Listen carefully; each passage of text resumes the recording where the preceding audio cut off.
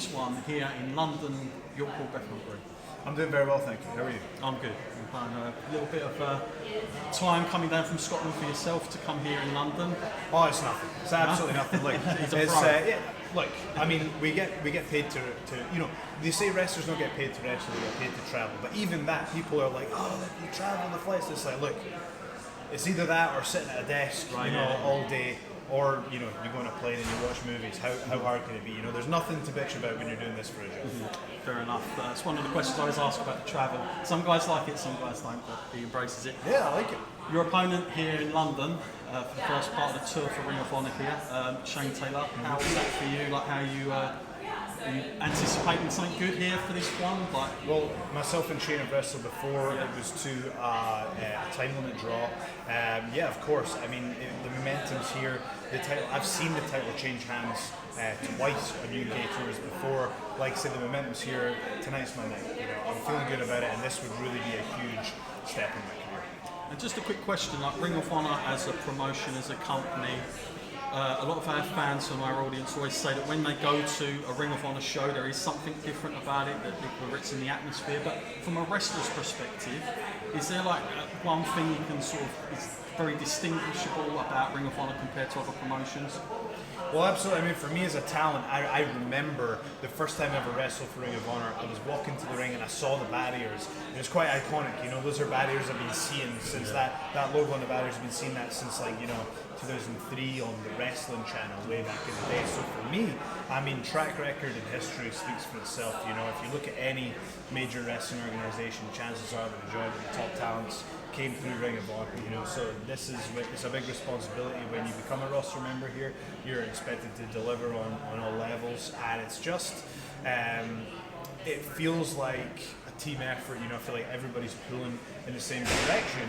That being said, that's from our company perspective. We all want the company to do well, and we're all giving it 100% every time, but there's still that healthy competition between the roster. We all want to be the top talent, and I think that's a healthy thing to have. But I've loved every second of it.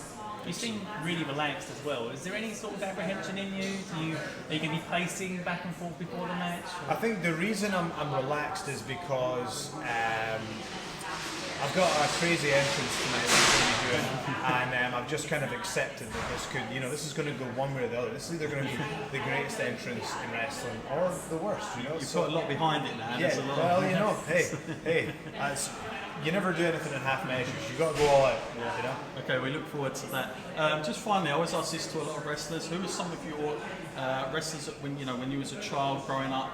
Some of the people that inspired you, and then also when you started to learn the craft, because I always think wrestlers have a different perspective. Once they start learning. Who have some of those people been? Okay, so for me, when I started, The Rock was my favourite wrestler, but a fan asked me, "Who's your dream match?" And I said Kurt Angle. That's the dream match, and obviously it happened for me, which was a huge thing. So I've been fortunate to have that. Once you get into the business, like you say, you do see it from a different perspective. But I was always told, and I thought it was really good advice, to try and remember what it was like not to be in the wrestling bubble. Remember what you liked initially, because like I say, you start getting into the intricacies of the business, and you can sometimes forget the big picture. So I always try to hark back to that mentality I had of what I liked and what I didn't like, and keep it simple. But when it comes to learning, I mean, to be honest with you, the roster here is, in my opinion, the most underrated wrestling roster in the world, and you're going to be progressing and picking up something new every single night with every single opponent. So that answer changes day to day. Yeah, that's a good answer though.